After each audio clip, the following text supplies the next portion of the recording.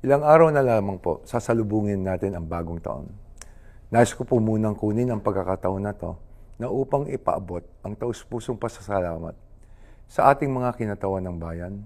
Salamat sa inyo pong sipag, talino at kakayahang makinig kahit sa gitna ng hindi pagkakasundo.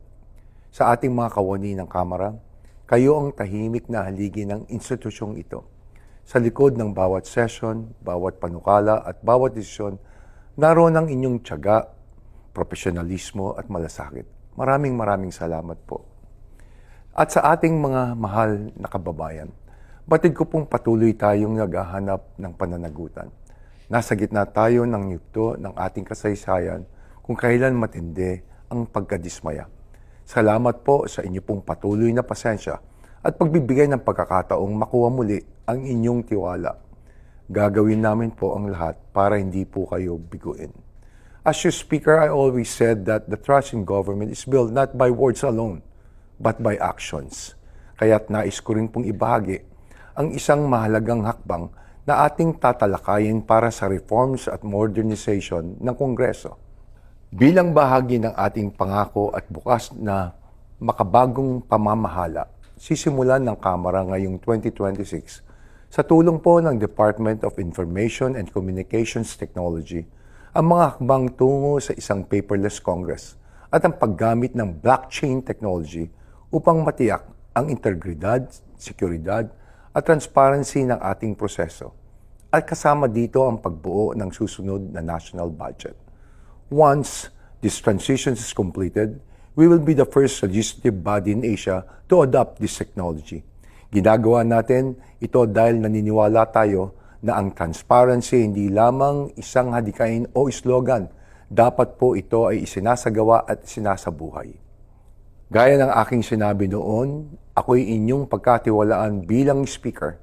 Patuloy nating gagawin ang lahat ng makakaya upang gawin na mas bukas, mas malinaw at mas mapagkakatiwalaan ang Kongreso. As we enter a new year, may this be our shared commitment. Let us be the sources of unity, not division. Let us speak with clarity, not confusion. Let us choose to heal, not to wound. Hindi man tayo laging magkakasundo, naway mananatili tayong magalang, makatao, at may malasakit.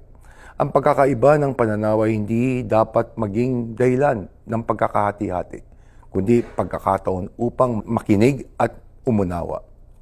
While reflecting back on 2025 and preparing for 2026, let us hold firmly to the promise of the Lord. Those who hope in the Lord will renew their strength.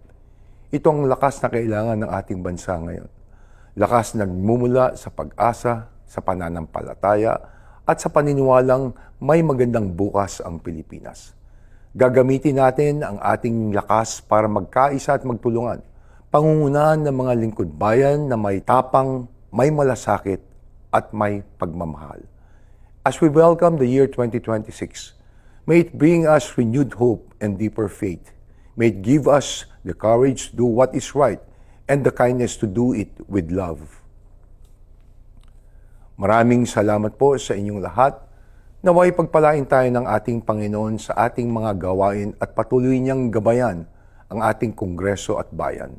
Maligayang bagong taon sa ating lahat at mabuhay po ang sambayanang Pilipino.